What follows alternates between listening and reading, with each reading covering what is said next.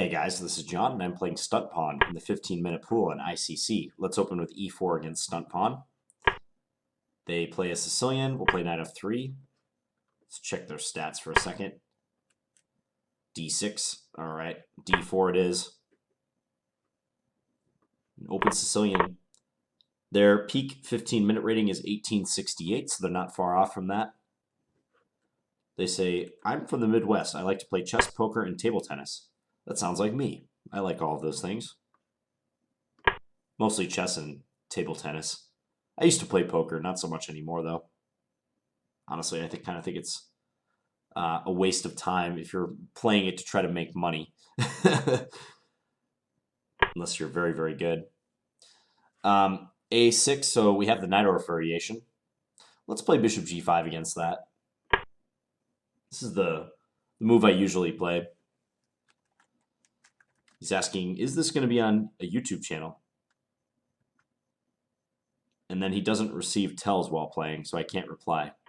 Gotta enable your tells, Stuntpawn. Maybe I'll tell him after the game. So e6 and then f4. This is the traditional way to play it. Queen f3. Queen c7 should be played. Knight c6. I'm pretty sure knight c6 is bad. Now I have to remember why. So knight takes c6, b takes c6, e5 doesn't look like the right way to play. Take, if queen takes, then bishop d7. So I'm thinking probably just castles is the way to go. If castles e5, am I concerned? No. No, I'm not. I could take c6, b takes, then take. I don't think bishop g4 is going to hurt us too bad. I could also just play knight f5. Okay, so let's castle. We'll pre-move this capture just in case he wants to do it. But yeah, the knight usually gets committed to d7 instead of c6. So we'll see how Stuntpawn plays it out here. But like one difference is with the knight on c6, it needs protection from his b pawn, so he can't play b5 as easily. Also, now that I've castled, he'll have to worry about e5 stuff where he would have with his queen on d8. Against queen b6, he's trying to get me to do something with this knight. I'll probably just play the knight back to b3. Yeah, let's do it that way. I certainly didn't want to take and allow him to strengthen his pawn structure with b takes c6.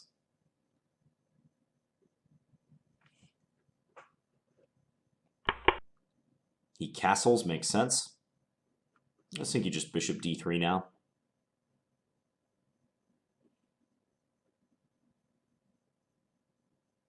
Maybe looking to play, for e5 or something.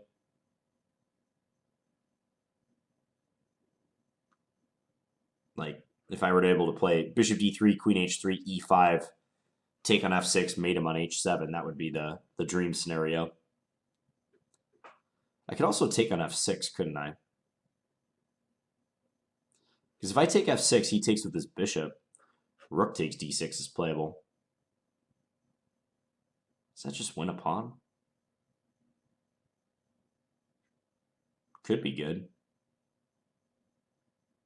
I mean, if I can get him to take with a g-pawn, then that bodes well for my attack. Sometimes they can sack the d-pawn. So, like, let's say bishop takes, rook takes. Is it feasible for him to sack it somehow? I don't think so. I think it's pretty much just a pawn. All right, let's see how he takes back. Bishop d3 would be a little slower. Also blocks the d file. So I'm curious if he'll voluntarily like destroy his pawn structure, or if he'll let me go and take that pawn on d6.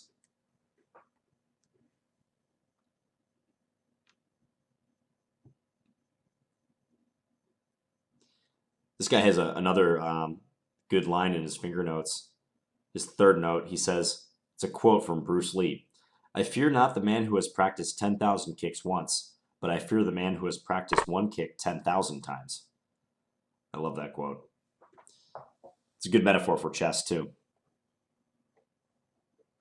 All right, so he takes with the G pawn. So now his king is open. I'll probably play bishop d3 just to get the bishop aiming on the diagonal that I want it to. Be too early to check him or something. He wants to hide his king anyways, so we don't want to assist him in that goal. So bishop d3 is kind of nice though, because I might be very close to being able to play knight d5, pawn takes, and if I can coordinate my light square bishop and my queen against h7, it could be a quick kill for me.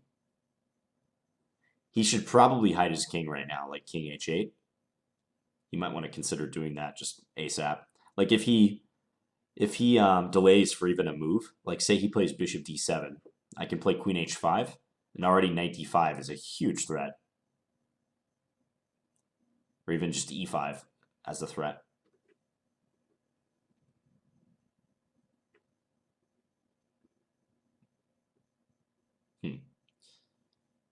Well, maybe it's not that simple. Like if bishop d7, I can't play queen h5 right away because he can give a check on e3.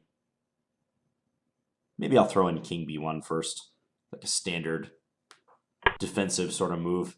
Ooh, f5 is not a good idea. Yeah, I don't think that's anything he should be messing with. Because now when I take, first of all, his pawn structure is shattered. And also I can get in knight d5. So, yeah, this is not a positive development for him. So let's take first. He's just almost fatally weakening that d5 square. This also probably shouldn't be helping him. e5. Okay, so I can still play knight d5. I can also play maybe f6. f6, bishop takes. Yeah, and I mean, then just go attack his h-pawn, like queen e4, queen h5. Looks nearly winning. f6 take, I can even throw a knight d5 if I want.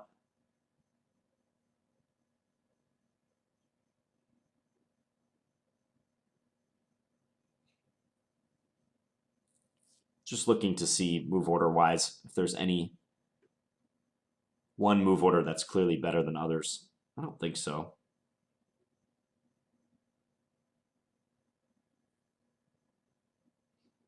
If I play queen h5 first, he has time to maybe play like bishop f6 or something.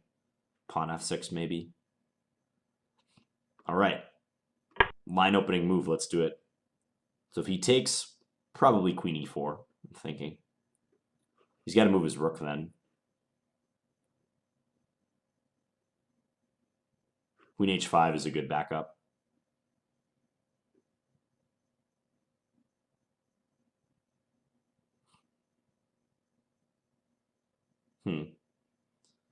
Bishop takes. I mean, knight d5 too is really pretty tempting. Bishop takes, knight d5, queen d8, queen h5, rook e8, queen takes, king there. Somehow he's not getting mated quite yet in that line.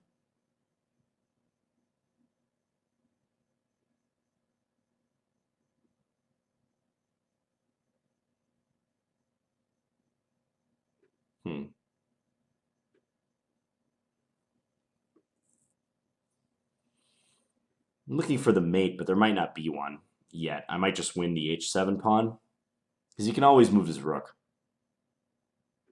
Unfortunately for us, he can always do that.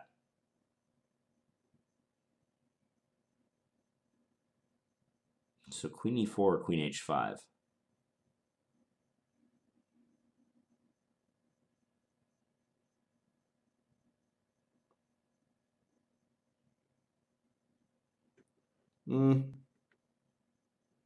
I guess we'll play queen h5.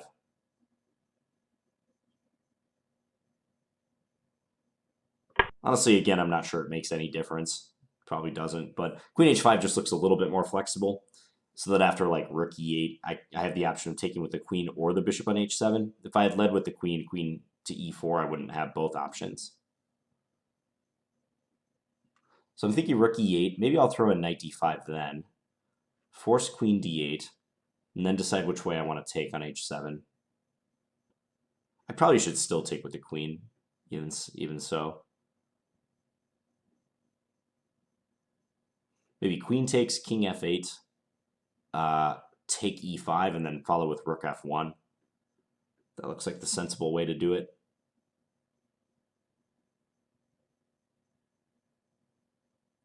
I could also play rook e8, take on e5. Not take this pawn yet.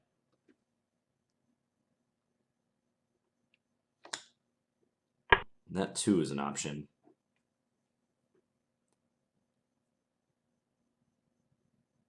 That's a little fancy. Not that it's bad necessarily, but it's a little fancy. What about queen takes h7, king f8, queen h6 check? Hitting the bishop. Then if king e7, knight d5 just wins on the spot. Yeah, I think this is the way to do it. Because then after bishop g7, I could take on d6 check. He'd have to play rook e7.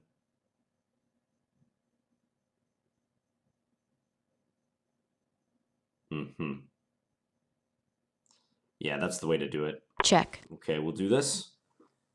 So there, and now check, bishop g7, I take d6. I guess he plays king g8 maybe, though. Another slight roadblock. Yeah, if I check on h6, he has to play bishop g7. But take king back, and he's sort of eluding me. Knight d5.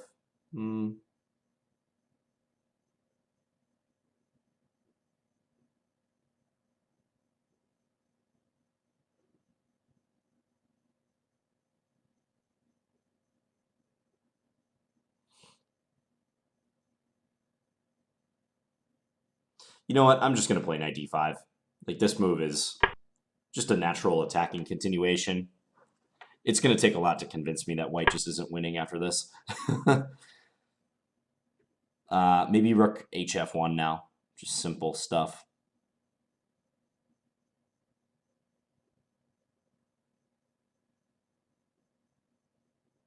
Yeah, okay. Keep it simple. Maybe we'll see the better continuations after the game, but I think this is sufficient. We're up a pawn. We have an ongoing attack. Against that one, I think I can just take on f6, right? Take, yes, take with a bishop.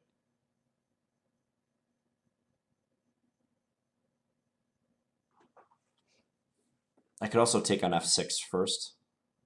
Queen takes, take e5.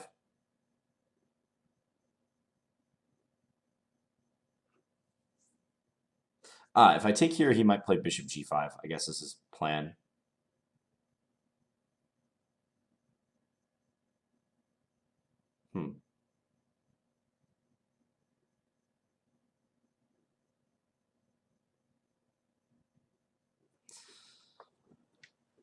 Okay. Well, probably I should just take on f6 then with my knight.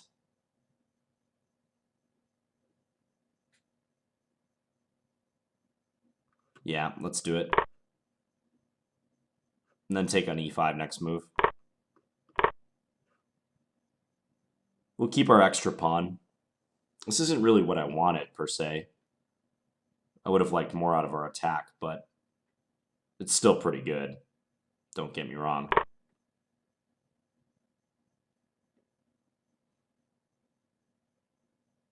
feel like I need my knight doing more work.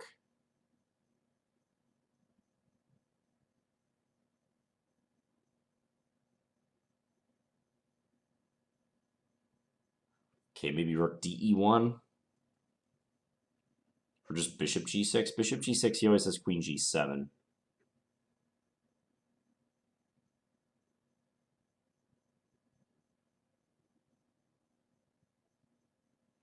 Maybe let's hide our king first.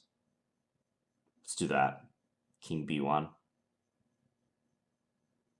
Just a safe move to see how he proceeds.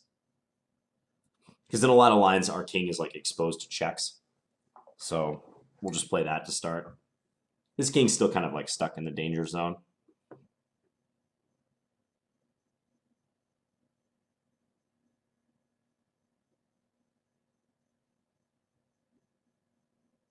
Yeah, it's a nice move to avoid a lot of problems. Okay, bring the queen back. Not going to trade. We have the initiative, so we're not going to trade queens. You could take on g2, but that looks pretty insane.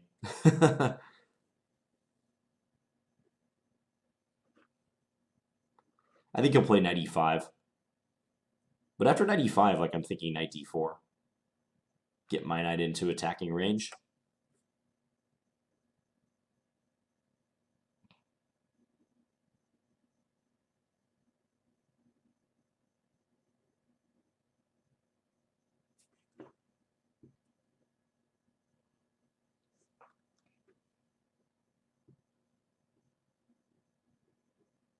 So his light square bishop is the one obstacle to me, like really crushing. Also his queen to some extent. So how can we go about eliminating those obstacles? I mean, moves like bishop f5 come to mind. Also like rerouting the knight. Like our knight is not well placed right now. Maybe rook f6 is a good move, next move. Wow, he takes the pawn. Yeah, I mean, this move is just really asking to be punished.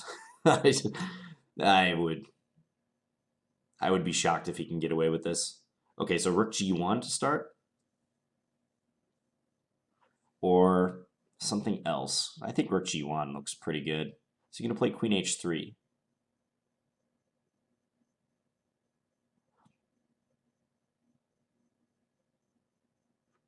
Okay, well, let's start with this.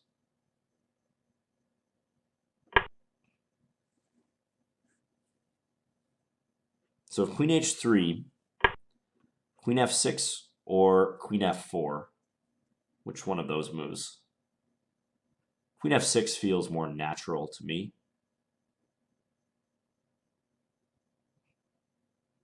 Queen f4 hits the d-pawn, though.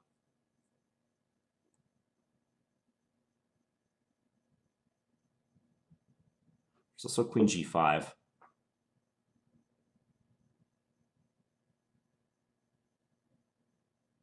I think queen f4 might be the move. Can he really roll out with this king, though, at that point? No, he can't, because I have bishop f1. Okay, let's do this one. So if king e7, bishop f1 is a really nice move. Hitting his queen and threatening queen takes d6. It's nifty.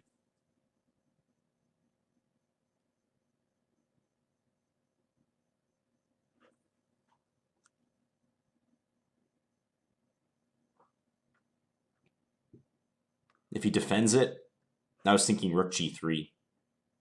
So say like rook a d8, rook g3. If queen takes h2, I win with rook g8, winning his queen. So rook g3 just trying to double on the g file.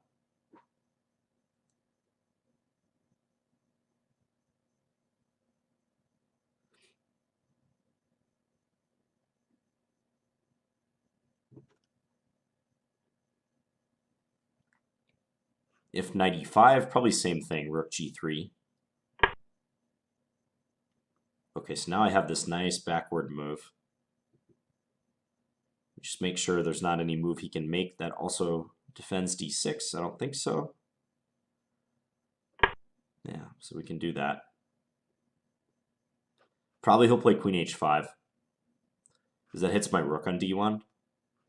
But let's say queen h5, queen takes d6 check, king here. Just something like bishop d3 is good. Threatening like rook df1. His king is completely exposed.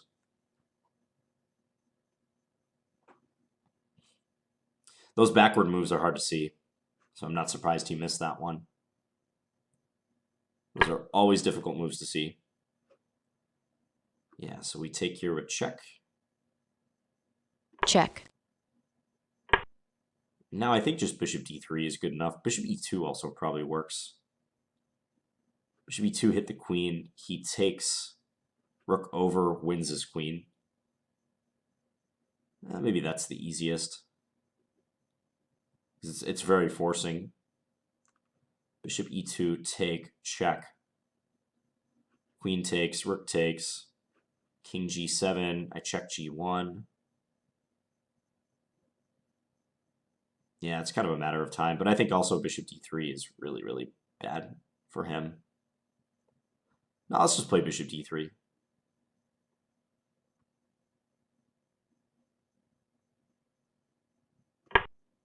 Our rooks are now connected. We cover the F5 square. It's lights out.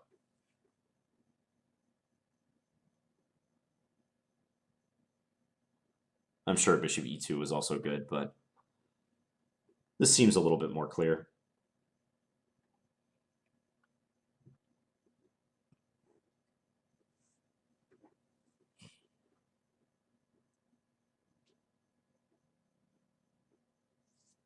I don't see a move for him that doesn't lose just massive amounts of material, or even just get checkmated, avoid getting checkmated.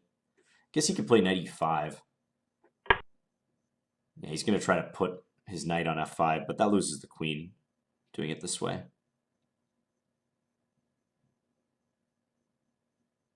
So check, knight f5, I can just take with my rook. There's also queen d4 in this position. Queen d4, queen e5, queen h4. Ah, that's nifty. Let's do that one. He has no way out of that either. Check. That's a nice one.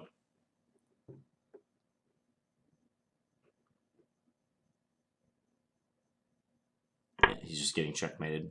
Check.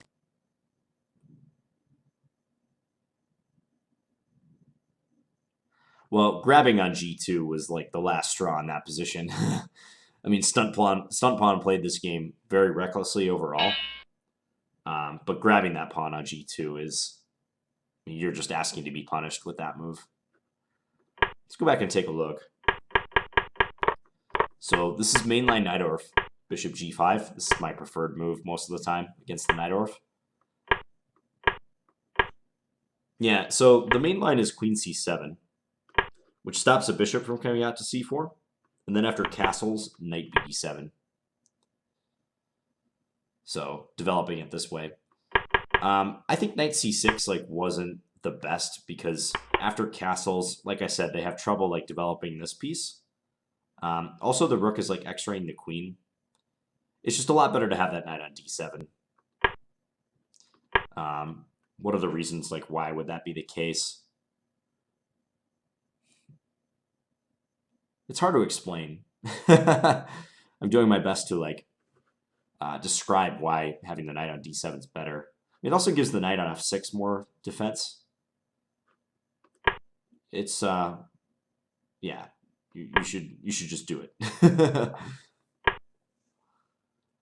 Queen b6, knight b3, castles, and now I took. Yeah, this is an interesting decision to take on f6. Let's see if the engine likes it. You know, they might be able to make this position work if they play a move like queen c7 now. Just going back, like keeping open the option of castling queenside, leaving the king in the center for a moment. Because once they commit to kingside, it's like a free-for-all against that side of the board. And they don't have corresponding queenside play to really trouble me.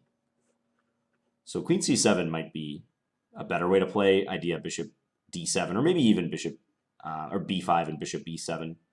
I probably would have done this. He castled. I took on f6. So if bishop takes, I was ready to play rook takes d6, and I didn't think they would have sufficient compensation, especially since I can crowd them with e5. So they took with the g-pawn, but that might be the greater of the two evils. Might be better just to go down a pawn and look for counterplay in a position like this where you're not getting attacked on the king side versus shattering your structure and kind of giving me a free hand on this wing.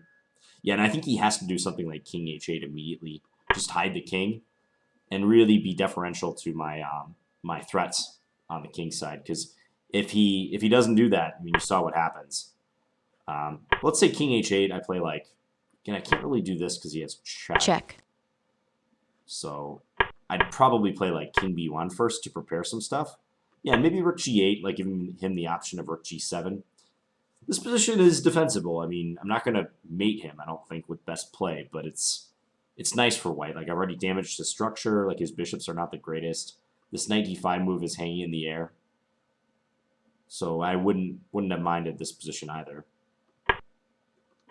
But he played f5, and this is just too weakening, very simply. I mean, maybe his original idea was to take back, but yeah, like knight d5 is crushing. I mean, queen h5 attacking this again after knight d5 is played. It's too much. So e5, I played f6, clearance sacrifice. Here, okay, the engine likes how I played it. Queen h5, rook e8. Check. Here. So I missed Check. King 8. I thought f8, but I guess g7. And then just rook takes d6. Okay. It only later started clicking for me that the d6 pawn could be captured in a lot of lines. And this is one of them. Yeah, and here I'm threatening stuff like knight d5 or rook takes f6. So I'm not surprised to see that eval of like +6, basically. But I bet the way I played it too, like queen takes here. This is also good. Knight d5. First I was kind of hyped about this line. Because if king e7, knight d5 just wins. But they have bishop g7, take, and then this annoying move, king back to g8. And I couldn't find like a knockout or anything. Still very good for white, but yeah, no knockout. So knight d5, queen back to d8. Yeah, rook hf1. This looks good too, though. I keep good control. I mean, it never really felt like I was losing much of my advantage. I just felt like there might have been more concrete wins that I didn't have time to find with the limited clock time I had. Okay, so what about this here? I was worried about bishop g5 check. King b1. If they take d5, bishop g6 is crushing. Yeah, add another attacker. Because if they put a piece on e7 to defend, I have queen h8 mate. That's why. Oh, and also I'm opening up an attack on their bishop. Oh, yeah, that's probably over. Take. They take here, they just get checkmate. Mated. Okay, so taking on e5 was playable. I didn't have anything to worry about with bishop g5. But I took on f6, he took back. Take e5, queen takes. I think king b1 is useful. It's nice to play this move. This is kind of like I played a game not long ago where I played h5 as like a Luft move. And I had mentioned when there's a lull in the play, like that's a type of constructive waiting move. I think I call it like a maintenance move that you can play. This is a similar one. When you're castle queenside, it's really nice to be able to just play a move like king b1. Tuck your king away, avoid any checks, tidy up your castle position, defends a2. So it's a nice idea. He went back. Now I'm attacking, and even though I'm up a pawn, I don't feel compelled to trade queens right away. So that's why I backed my queen off, queen h4. Yeah, this is too much. Queen takes g2. He's got to do something other than that. It's not simple. He's in a bad position, but that's too bold, taking on g2. It just helps me open lines against his king. Like now the g file's open for my rooks. Queen h3. I went here, attacking that pawn. And it seems like king e7 is a game-losing blunder, but yeah, in the event of like rook a d8, lots of stuff I can do. I think I was thinking mainly of this move, trying to double up the rooks. With the nice point being that if queen takes h2, rook g8 wins the queen. Check. Yeah. So king e7 and then this nice backward move. And he's pretty much busted. Queen here. I guess he could try queen f5. Take here, bishop d3 is very much the same story, though, isn't it? Yeah. Check. Yep, and bishop d3 threatening. Rook df1 with devastation. Check. Now it's a forced mate. So, summarizing this, yeah, got to put the knight on d7 in this line. I mean, I'm not going to go so far as to say that knight c6 is like a losing or even outright bad move. It's just like, you want to play knight bd7. Like, the theoretical line is knight bd7. You have more flexibility that way. Knight c6 kind of commits you. Yeah, also, like, when black has this pawn structure, they have to be very careful with their king safety. Even with the king in the center, like often the king is standing on e8, and black can try to whisk the king away to the queen side. Even there, black has to take care with this pawn structure. But when you're castled that way, doubly so. I think his big mistake was playing f5. Like maybe he was hyper concerned about me playing e5 or f5 myself. But he needed to play king h8 and then probably rook g8, rook g7. Take a move or two to secure his king side and then focus on trying to complete his development. All right, I hope you guys enjoyed this game. I'll be back tomorrow with another standard game. Thanks for watching, guys. Bye.